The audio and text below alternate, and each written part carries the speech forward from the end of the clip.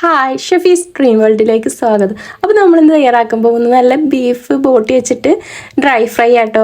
അപ്പോൾ നമുക്ക് ബോട്ടിയുടെ ആ കുത്തുന്ന സ്മെല്ലില്ലാതെ ഇത് എങ്ങനെ തയ്യാറാക്കാൻ നോക്കിയാലോ. ചിലർക്ക് അത് കഴിക്കാൻ ഇഷ്ടമായിരിക്കും, പക്ഷെ അതിൻ്റെ ആ സ്മെല്ല് ആലോചിച്ചിട്ട് കഴിക്കാൻ വയ്യ എന്ന് പറയാറുണ്ട്. അപ്പോൾ ഇതുപോലെ ഒന്ന് ട്രൈ ചെയ്ത് നോക്കട്ടോ. നല്ല കിടിലും ടേസ്റ്റിയാണ്, അതുപോലെ ഒട്ടും തന്നെ സ്മെല്ലും ഉണ്ടാവില്ല കേട്ടോ. അപ്പോൾ ഇതെങ്ങനെ തയ്യാറാക്കുന്നത് നോക്കിയാലോ. അപ്പോൾ നമ്മളിവിടെ 2 കിലോ ബോട്ടിയാണ് എടുത്തിട്ടുള്ളത് കേട്ടോ. നല്ല രീതിയിൽ ക്ലീൻ ചെയ്തെടുത്തതാണ്. അപ്പോൾ നമ്മൾ ക്ലീൻ ചെയ്തെടുക്കുന്നതിന് മുമ്പ് ഒന്ന് തിളപ്പിച്ചാൽ മതിട്ടോ. അപ്പോൾ ഇതുപോലെ നല്ല ക്ലീൻ ആയി കിട്ടും ചെയ്യും, നമുക്ക് കട്ട് ചെയ്യാനും എളുപ്പമായിരിക്കും കേട്ടോ. ഇനി നമുക്ക് ബോട്ടി ഒരു കുക്കറിലേക്ക് മാറ്റാം കേട്ടോ. ഇനി ഇതിലേക്ക് നമ്മൾ വെള്ളമൊന്നും ചേർക്കേണ്ട ആവശ്യമില്ല, നമ്മൾ ആ കഴുകിയ വെള്ളത്തിൽ തന്നെ നമുക്കിത് വേവിച്ചെടുക്കാം കേട്ടോ. ഇനി നമുക്കിതിലേക്ക് കുറച്ച് മസാലപ്പൊടികൾ ചേർത്ത് കൊടുക്കാം. ഇനി ഇതിലേക്ക് ഒരു 1/4 ടീസ്പൂൺ മഞ്ഞൾപ്പൊടിയും ഒരു 2 ടീസ്പൂൺ ഇഞ്ചി വെളുത്തുള്ളി ചതച്ചെടുത്ത കേട്ടോ.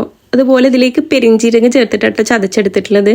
അപ്പോൾ അതും കൂടി ചേർത്ത് കൊടുക്കുന്നുണ്ട്. ഇതിലേക്ക് ആവശ്യത്തിനുള്ള ഉപ്പും ചേർത്ത് കൊടുക്കുന്നുണ്ട്. അതുപോലെ നമ്മൾ ഇതിലേക്ക് ഒരു 1/2 ടീസ്പൂൺ കുരുമുളക് പൊടി കൂടി ചേർത്തിട്ട് നമുക്ക് കൈ വെച്ചിട്ടൊന്ന് മിക്സ് ചെയ്തിട്ട് നമുക്കിത് മൂടി വെച്ചിട്ടൊന്ന് ഒരു 6 വിസിൽ വരുന്നവരെ ഒന്ന് വേവിച്ചെടുക്കാം. അപ്പോൾ നമ്മളിവിടെ ബീഫ് വേവുന്ന ടൈം കൊണ്ട് ഒരു 2 വലിയ ഉള്ളി ഒന്ന് കട്ട് ചെയ്തെടുത്തിട്ടുണ്ട്, ഒരു തക്കാളി, പിന്നെ 4 പച്ചമുളക്, അതുപോലെ കറിവേപ്പില, പിന്നെ നമ്മൾ വെളുത്തുള്ളി ഇതുപോലെ ഒന്ന് ചതച്ചെടുത്താണ്, തൊലിയോട് കൂടെ ചതച്ചെടുത്തതാണ്. 1 ടീസ്പൂൺ കുരുമുളക് പൊടി, അതുപോലെ നമ്മൾ ഇതിലേക്ക് വലിയ ജീരകം ഒന്ന് വറുത്ത് പൊടിച്ചത് ഒരു 1/4 ടീസ്പൂണോടെ എടുത്തിട്ടുണ്ട് കേട്ടോ. ഇനി നമുക്ക് ഉള്ളിയും തക്കാളിയൊക്കെ ഒന്ന് വഴറ്റിയെടുക്കട്ടെ. അതിനായിട്ട് ഒരു ചട്ടി അടുപ്പത്ത് വെച്ചിട്ടുണ്ട്. ഇനി ചട്ടി ചൂടായിലേക്ക് നമ്മൾ 2 ടേബിൾ സ്പൂൺ വെളിച്ചെണ്ണയാണ് ചേർത്ത് കൊടുക്കുന്നത് കേട്ടോ. അതൊന്ന് ചൂടാകുമ്പോൾ നമുക്കിതിലേക്ക് നമ്മൾ ചതച്ച് വെച്ച വെളുത്തുള്ളി ചേർത്ത് കൊടുക്കാം. ഇനി നമുക്ക് വെളുത്തുള്ളി ഒന്ന് കളറ് മാറി വരുമ്പോൾ നമുക്കിതിലേക്ക് കട്ട് ചെയ്ത് വെച്ച് വലിയ ഉള്ളി ചേർത്ത് കൊടുക്കാം. ഇനി നമുക്കിതൊന്ന് ഇളക്കിയതിന് ശേഷം ഒന്ന് മൂടി വെക്കാം. അപ്പോൾ നമുക്ക് ഉള്ളി പെട്ടെന്ന് വഴണ്ടി കിട്ടും. അപ്പോൾ ഉള്ളി ഇവിടെ വഴണ്ടി കിട്ടിയിട്ടുണ്ട് കേട്ടോ. ഇനി നമുക്ക് കട്ട് ചെയ്ത് വെച്ച പച്ചമുളക്, തക്കാളി, കറിവേപ്പില കൂടി ചേർത്തിട്ടൊന്ന് മിക്സ് ചെയ്തെടുത്തിട്ടുണ്ട് കേട്ടോ. ഇനി ഇതിലേക്ക് നമുക്കൊരു പിഞ്ച് ഉപ്പും കൂടി ചേർത്ത് കൊടുക്കട്ടോ. നമ്മൾ ബോട്ടി വേവിച്ചപ്പോൾ ഉപ്പിട്ടതുകൊണ്ട് നമ്മൾ കൂടി പോകേണ്ട വിചാരിച്ചിട്ടാണ്. നമുക്കിനി ആവശ്യം ഉണ്ടെങ്കിൽ ചേർത്ത് കൊടുക്കാം കേട്ടോ. ഇനി നമുക്കിതൊന്ന് മൂടി വെക്കാം. ഇതിവിടെ വഴണ്ടി കിട്ടിയിട്ടുണ്ട് കേട്ടോ. ഇനി നമുക്കിതിലേക്ക് മസാലപ്പൊടികൾ ചേർത്ത് കൊടുക്കാം കേട്ടോ.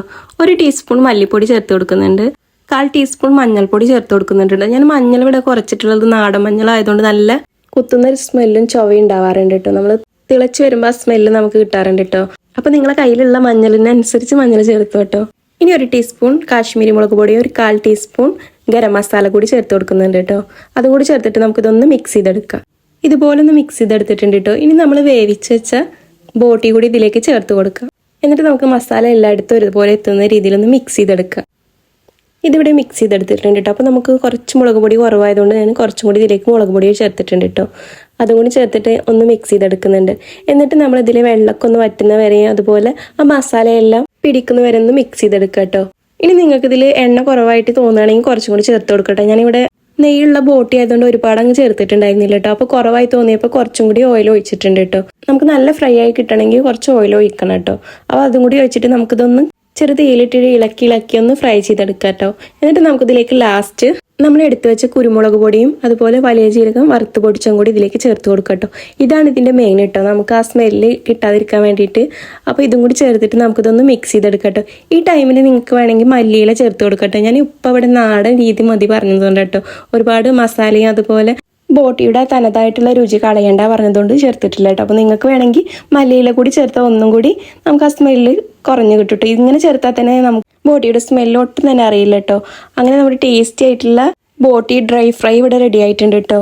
അപ്പോൾ ഇങ്ങനെ തയ്യാറാക്കി ഒട്ടും തന്നെ സ്മെല്ലോ കാര്യങ്ങളോ ഉണ്ടാവില്ല കേട്ടോ. അപ്പോൾ ഇതുപോലെ ഒന്ന് ട്രൈ ചെയ്ത് നോക്കൂ കേട്ടോ. നല്ല കിടിലൻ ടേസ്റ്റാണ്. അപ്പോൾ എല്ലാവരും ഒന്ന് ട്രൈ ചെയ്ത് നോക്കിയിട്ട് അഭിപ്രായം കമൻറ്റ് ചെയ്യണേ. അപ്പോൾ വീഡിയോ കണ്ടിട്ട് ഇഷ്ടപ്പെട്ട ഒന്ന് ലൈക്കും ഷെയറും കൂടെ സബ്സ്ക്രൈബും ചെയ്ത് കൂട്ടാക്കണേ. ഇൻഷാല്ലാ മറ്റൊരു നല്ല വീഡിയോ ആയിട്ട് വീണ്ടും വരാം.